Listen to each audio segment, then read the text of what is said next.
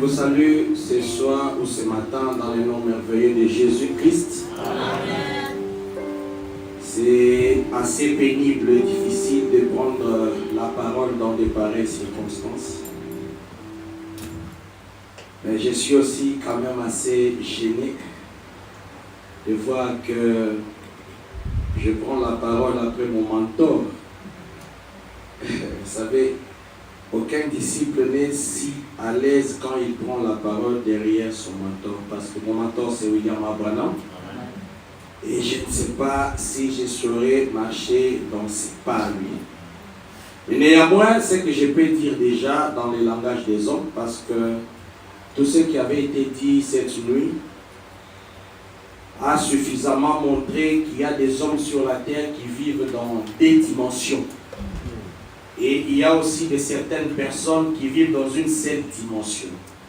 Alors, pour ceux qui vivent dans la seule dimension, ils sont constitués membres des familles ou les amis et connaissances. À eux, je vais parler comme un homme, selon leur langage. Je vais plutôt transmettre mes sincères condoléances. Et c'est là à cela. Alors, pour ceux qui sont ceux qui vivent dans une double dimension, nous allons essayer de nous entretenir sur quelque chose pendant environ 20 minutes, ou même au moins que cela. Parce que ceux qui vivent dans deux dimensions savent que nous avons, comme je l'ai dit tantôt, un maître. Et quand le maître parle, il éclaire toutes choses.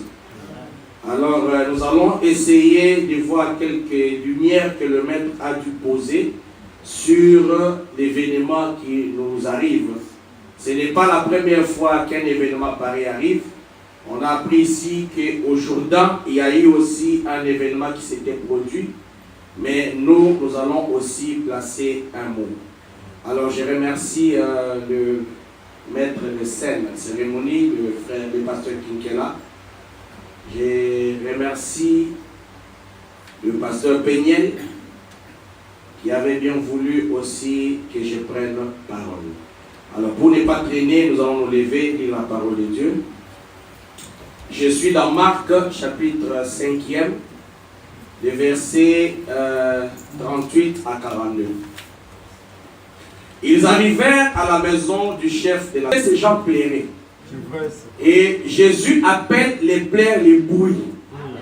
Alors je crois que tout chrétien véritable doit cesser de faire du bruit. Et pourquoi plairez-vous? L'enfant n'est pas morte, mais elle dort. J'aimerais que vous puissiez retenir la deuxième notion du sommeil. Il faut être dans une certaine dimension pour dormir. Parce que si vous dormez avec le formol, vous n'allez pas vous réveiller. Et il s'est moqué de lui. Lui disait qu'il dormait et s'est moqué. Vous voyez qu'il vivait dans deux dimensions différentes. Un était dans une double dimension et les autres étaient dans une dimension normale. Il s'est moqué de lui, mais comment il dit que c'est depuis nous plairons? Alléluia. Alors, comme il avait compris qu'il s'est moqué de lui, alors ayant fait sortir tout le monde, il prit avec lui le père et la mère de l'enfant, parce qu'eux pouvaient comprendre, et quand le maître parle, il dit faites plein de bruit, il devait arrêter de faire le bruit. Donc ce que lui disait ne représentait pas le bruit, mais ça représentait une parole en qui on devait croire.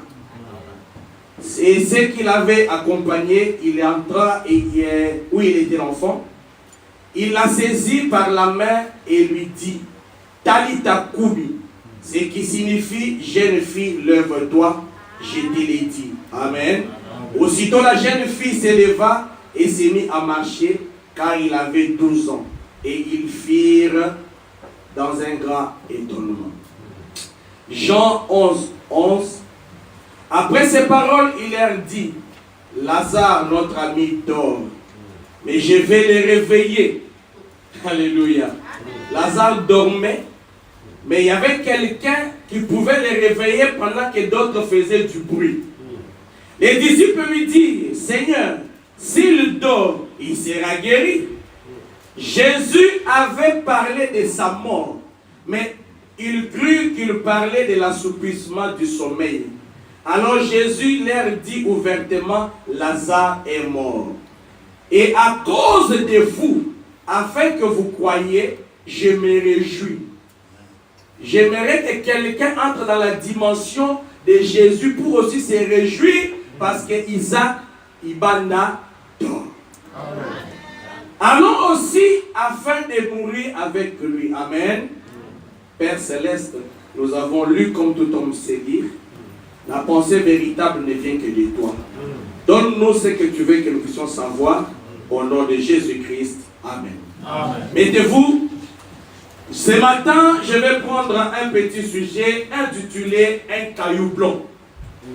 Alors, ça paraît un peu paradoxal que nous soyons devant un moment de deuil où les uns pleurent. Et nous avons compris que le pleur, nous ne devons pas les confondre à le pleur, nous devons comprendre que c'est du bruit. Quand le militaire se rassemble, il parle de armes. Les A40, le B52 et tout ce que vous connaissez. Et même quand un militaire décède, c'est autour du bruit des armes qui célèbrent cette mort-là. Il y a un pays qu'on appelle la RDC, République démocratique du Congo. Dans ce pays, il y a actuellement un phénomène qu'on appelle des motos, des chauffeurs, des taxis motos. On les appelle des Wewa. Quand ces gens-là, un d'eux décèdent, on voit que pour célébrer qu'il est réellement mort, vous allez voir tout un grand cortège de motos étalés parce qu'ils sont en train de célébrer cet homme-là ou valider qu'il est mort. Alléluia. Mais quand les chrétiens se rassemblent aussi, les chrétiens ont un langage. Les chrétiens ont une manière de faire les choses. Les chrétiens, si les pécheurs se rassemblent et parlent autour des filets, nous aussi, nous devons parler de ce qui nous concerne. Pourquoi? Parce qu'un chrétien a déposé les armes. Un chrétien dort, il est rentré à la maison. Quand nous nous rencontrons, c'est autour de notre royaume. Nous avons des affaires intérieures qui nous concernent et nous sommes appelés de parler de ces affaires intérieures. Alors, Frère Branham dit ceci. Dans la prédication, quelqu'un semble hésiter pourquoi on a cité Branham. Je pense que mes prédécesseurs ont déjà suffisamment éclairé la lanterne. On ne peut pas parler de la sortie des enfants d'Israël de l'Égypte sans qu'on cite un grand nom, Moïse. Aujourd'hui, les événements modernes ont pu prouver qu'il y a un dernier prophète sur la terre. J'ai même suivi avec quelques amis que même questions et réponses ont posé la question de savoir qui est le dernier prophète sur la terre. Et celui qui avait répondu Branham, ça avait cliqué ou clignoté en vert. Donc ça veut dire qu'aujourd'hui, tout le monde savait qu'Isaac Ibanda était un croyant. Tout le monde savait qu'Isaac Ibanda avait rencontré la vérité. Et la vérité qu'il avait rencontrée, c'était par le saint prophète William Marion Branham. Et quand vous voulez savoir les choses dans ce monde ici, les gens vont toujours consulter les dictionnaires. Les gens disent, voici comment les dictionnaires définissent tel mot, ils croient. Amen. Et nous aussi, que vous soyez chrétiens, que vous ne soyez pas chrétiens, aujourd'hui Dieu a libéré un dictionnaire de la parole. C'est ce dictionnaire-là que nous allons consulter de temps en temps. Quand vous allez entendre Branham a dit, c'est en réalité Dieu qui a dit. Parce que les enfants d'Israël, quand ils marchaient, c'est Moïse seul qui avait rencontré Dieu. Vous devez entendre alors que Dieu a dit. Amen. Alors, Dieu a dit dans l'exposé des âges de l'Église, au point, la page 212, au point 1, il dit, un caillou blanc, comme c'est beau. Voici encore une image du saint qui reçoit de main de Dieu une récompense pour les œuvres qu'il a endurées sur la terre. J'ai entendu beaucoup de témoignages ici. Moi, j'étais à Anvers le 23 juin quand la nouvelle est tombée. J'étais chez le frère Georges et c'est là que j'apprenais qu'Isaac a déposé les armes. Déjà, à partir d'Anvers, il y avait beaucoup de témoignages. On parlait d'Isaac, et on confondait même Isaac comme étant un croyant de Malachie 4. Il n'y a qu'un véritable croyant qui peut se laisser confondre comme celui-là.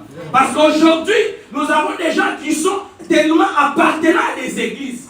Isaac était devenu un patrimoine tellement public Au point qu'on est confondu. On ne savait pas, il est de Malachie, il est tout lié, je pouvais parler d'Isaac. C'est à cause de ces œuvres-là qu'il doit recevoir un caillou blanc. Pas seulement qu'il ait un caillou blanc, pas seulement qu'il reçoit un caillou blanc, mais lui-même devient en réalité un caillou blanc. Pourquoi? Parce que quand vous lisez dans l'Apocalypse, la Bible dit à celui qui vaincra, amen, on lui donnera un caillou blanc. Et sur ce caillou blanc sera écrit son nom. Alléluia. Ah, Branham me dit, est-ce que vous êtes là? Dans la foi, prêchez le 29-12-57. Il dit ceci, au point 19. D'abord, il y a des lâches qui meurent 10 000 fois. Amen. Pendant qu'ils sont sur terre ici. Donc, si un homme est sur la terre, il peut déjà mourir 10 000 fois parce qu'il est lâche. Mais laissez-moi vous dire qu'Isaac va rester pour toujours parce que c'est un héros. Vraiment me dit. Mais un héros ne meurt jamais. Pourquoi un héros ne meurt jamais? Sa mémoire subsiste par suite des hauts faits héroïques. Alléluia. Qui n'a pas entendu les témoignages d'Isaac ici? Tout le monde ne fait que parler du témoignage d'Isaac. La Bible dit alors que heureux les saints qui meurent en Christ, parce que qu'est-ce qui va suivre? Ce ne sont pas les bruits qui vont suivre, mais leurs œuvres. Alléluia. Pourquoi vous allez? Pourquoi Enoch est un héros? Enoch est un héros parce qu'Isaac est un héros parce qu'Isaac a deux œuvres. Alléluia. Les œuvres d'Isaac vont le suivre. Oh, ce matin, nous sommes heureux de proclamer qu'Isaac était un héros. Maintenant, on dit qu'un lâche meurt 10 000 fois. Mais un héros, lui, ne meurt jamais. Donc, nous pouvons dire ce matin qu'Isaac ne meurt jamais. Isaac ne va pas mourir. Et vraiment, on rajoute ceci. Quand nous sommes sur la terre, nous nous comportons comme ces enfants-là. Où un père lui a donné quelque chose. Papa, j'ai besoin du biscuit. Papa, j'ai besoin du biscuit. Et papa met l'enfant dans un magasin ou une boutique, on prend un biscuit, on donne. Et l'enfant a ses paquets entre ses mains. Le même papa qui avait acheté ce biscuit-là va venir, donne-moi un peu. Si l'enfant bouge un peu, si papa va prendre seul, cet enfant commence à pleurer. Il peut tomber même par terre. Pourquoi? Parce que papa a pris un biscuit. Il oublie que c'est le père qui avait acheté. Il oublie que c'est le père qui avait le pouvoir. Alléluia. C'est comme ça que nous nous comportons. Arrêtons le bruit. Parce que quand nous faisons le bruit, Dieu ne nous comprend pas. C'est Dieu qui a donné Isaac. Alléluia. C'est Dieu qui l'a donné. Amen. Et le même Dieu qui a donné Isaac, le Dieu le récupère. Pourquoi? Parce qu'il y a une cité plus meilleure que dans laquelle vous êtes. Oui, c'est vrai, c'est vrai. Amen. Écoute ce qu'il dit ici, dans cette prédication. On dit que la mort, nous la définissons de plusieurs manières. Mais j'aimerais prendre un dictionnaire, que vous puissiez comprendre, le dictionnaire que j'ai étudié maintenant, pour que vous puissiez comprendre comment il définit la mort. Chacun de nous est venu ici avec une certaine définition de la mort. Mais quand vous allez comprendre ce qu'il va donner ici, nous allons tous comprendre qu'il faut désirer cela. Amen. On a dit ceci dans les expressions. Il a prêché ça le 13 mars 62 au point 3. Écoutez comment il définit la mort. Donc Isaac est déjà dans une certaine dimension que tout le monde nous devons désirer. Donc en sortant d'ici, nous devons désirer la mort. Pourquoi? Voilà me dit. Comme nous venons de le lire ici dans le plus vieux livre de la Bible, Job, ces patriarches essayaient de découvrir la même chose. Ils donnaient donc libre cours à l'inspiration qu'il avait de Dieu. C'était quelle inspiration qu'il avait de Dieu avant de continuer? Job avait constaté que nous sommes en train de vivre par moments dans l'hiver.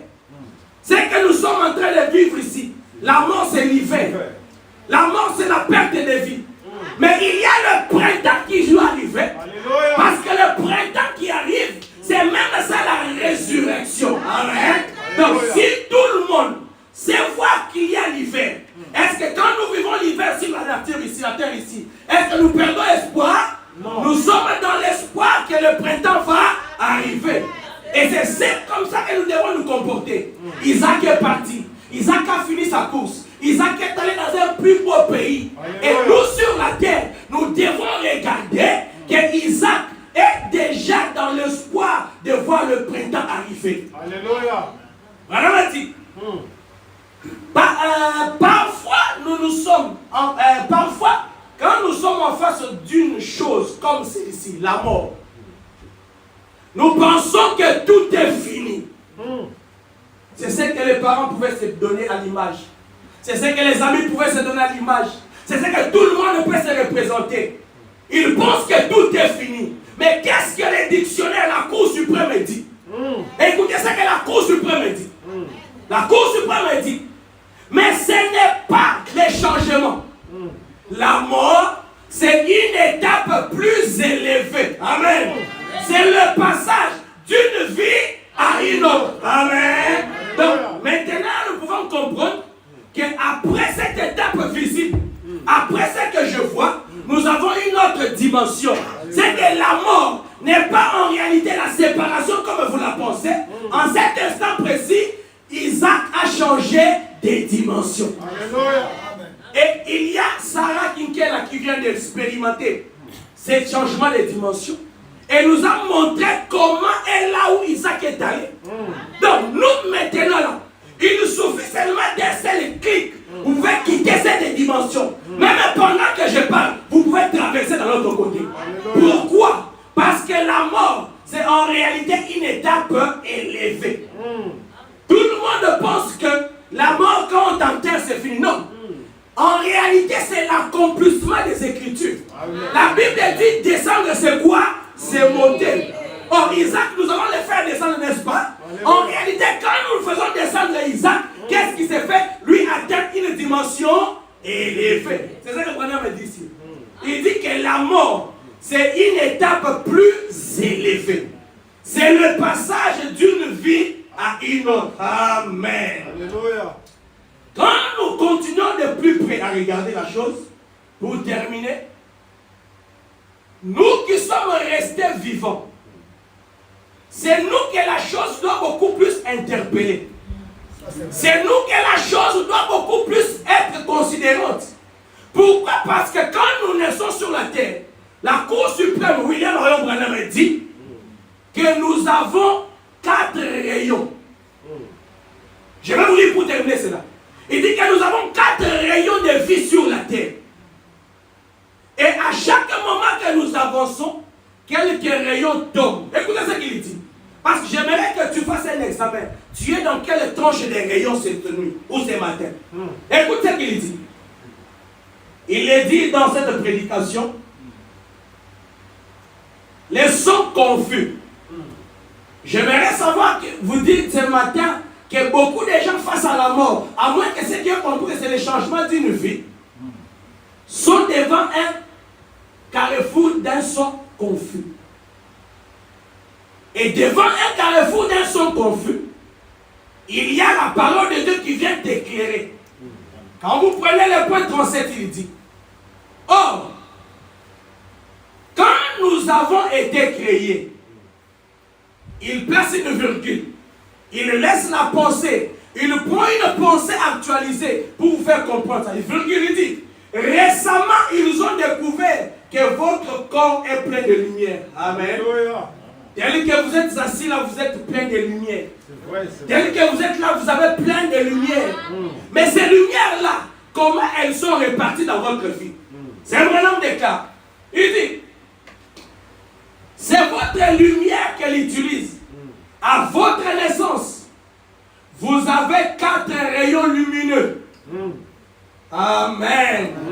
Quand tu étais né sous 4 rayons lumineux.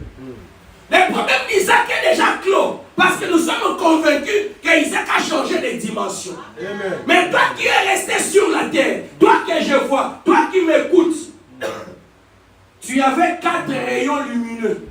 Est-ce que tu les as tous ou tu en as déjà perdu? Amen. Il dit, peu après, nous disons, à 20 ans, un rayon disparaît.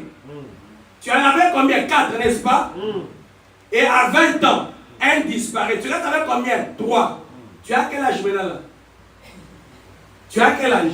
Commence déjà à voir. Si tu as déjà plus de 18 ans, autour de 20 ans, un rayon est tombé. Les secondes qui vont suivre, tu ne sais pas ce qu'elles peuvent faire. Peut-être qu'avant qu'on aille au funérarium, c'est peut-être toi qu'on va aller remplacer au frais. Alléluia. Tu as des 4 rayons lumineux. Tu atteins 20 ans, un rayon tombe. Il dit, à 35 ans, un autre rayon disparaît. Tu en as combien qui restent? Si tu as déjà 35 ans, tu as déjà dépassé 2 rayons. 2 sont tombés. Et quand Branham me dit c'est la Cour suprême, nous on croit. Nous on ne discute pas. Ce qu'il a dit là, c'est Dieu qui a dit. Et c'est comme ça. Il dit, à 40 ans, un autre disparaît. 20 ans, ça disparaît. 35 ans, ça disparaît. 40 ans, ça disparaît. Tu en restes avec combien? Posons-nous la question dans cette salle. Les enfants, vous qui n'êtes pas encore dans la... Oh, je suis mineur. C'est bon, toi un peu d'écouter, tu es mineur. Bon, vous qui êtes des majeurs, moi je suis majeur. Moi, ok. La parole est là. 40 ans, 3 rayons sont déjà tombés. Il dit, un autre. Et finalement, quand vous dépassez les 65 ans environ, vous vivez dans votre dernier rayon. Ça, c'est Saint Branham qui dit. Alléluia. Combien sont dans le dernier rayon ce matin? Vous qui continuez encore là, Isaac. Tu pleures Isaac. Mais sur ta propre vie, tu ne pleures pas. Alléluia. C'est tout un grand chapitre qu'on peut ouvrir. Mais tu es chrétien. Quand tu te regardes face à la parole et tu constates qu'il te reste un seul rayon de vie. Non, moi je suis Yaya. Oui, ok, Yaya, c'est bon. 40 ans, 45 ans. De 45 ans à 65 ans, combien? Un seul rayon te reste. Donc, quand nous voyons ici, 20 ans, c'est un rayon qui tombe. 35 ans, un second. Et à 45 ans, c'est l'avant-dernier. Et à 65 ans, l'autre. Donc, c'est pour seulement vous dire que ce matin, nous sommes appelés à être conscients de ce que nous sommes en train de voir. Les événements modernes sont en train d'être éloquents. Ils expliquent tout ce qu'il faut expliquer par rapport à la lumière de la parole. Qu'adviendras-tu quand tu seras devant le jugement du trône blanc comme Daniel écrit? Quel sera le son que tu donneras à Dieu? Quel sera l'argument que tu présenteras à Dieu?